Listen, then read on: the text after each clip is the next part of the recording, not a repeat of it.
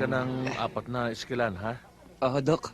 Iinumin mo lang yun pag sumasakit. Huwag ka munang Opo. malikot. Huwag muna ang laro-laro ngayon. Mrs., huwag niyong kakalimutan na Tony. painumin siya ng isang gamot. Ubus na nga Bago pala siya yung stock matulog. natin ng aerosol. Pwede ka na umorder ulit. Sir, baka Basta pwede ko huwag na mong babasahin yung sugat mo. Sa Okay. makalawa, bumalik ka rito para makita ko uli yan.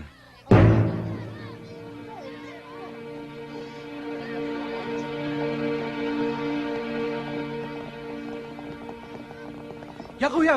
Yan ang upak sa akin. Hoy! Ikaw! Lumabas ka dito!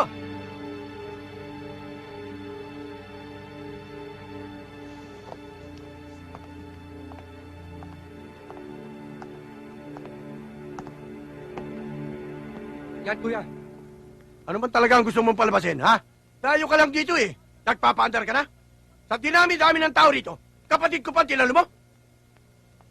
Tinanong mo ba sa kapatid mo kung anong pinagmulan? Hindi na importante yon. Nagkamali ka na sinagasaan. Sarge, pakiusap lang. Baka pwede nating pag-usapan to na maayos sa loob. Huwag kang makialam dito, Connie, ha? Alam ko ang ginagawa ko. Dapat lang na panagutin ko ang taong ito. Wala akong dapat panagutan. Umawat lang ako eh. Awat ba yun nakit ka? Ako nga ang pulis, hindi ko ginagawa yun eh. Pulis nga! Kaya gampanan mo pagka-pulis mo! Itong kapatid mo, bantayan mo sa ginagawa niya pananakot, pangungotok at pangugulpit sa mga tao rito. At sinasangkala yung pagka-pulis mo. Ang ibig mo sabihin kung sinsintor ako? Hindi ba? Puta. Gusto mo itumbak kita dito? Madaling sabihin yan eh.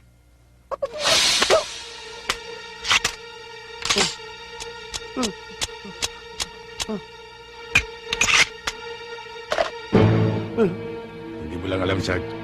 Hindi tayo talo. Oh, bakit di mo sinabi agad?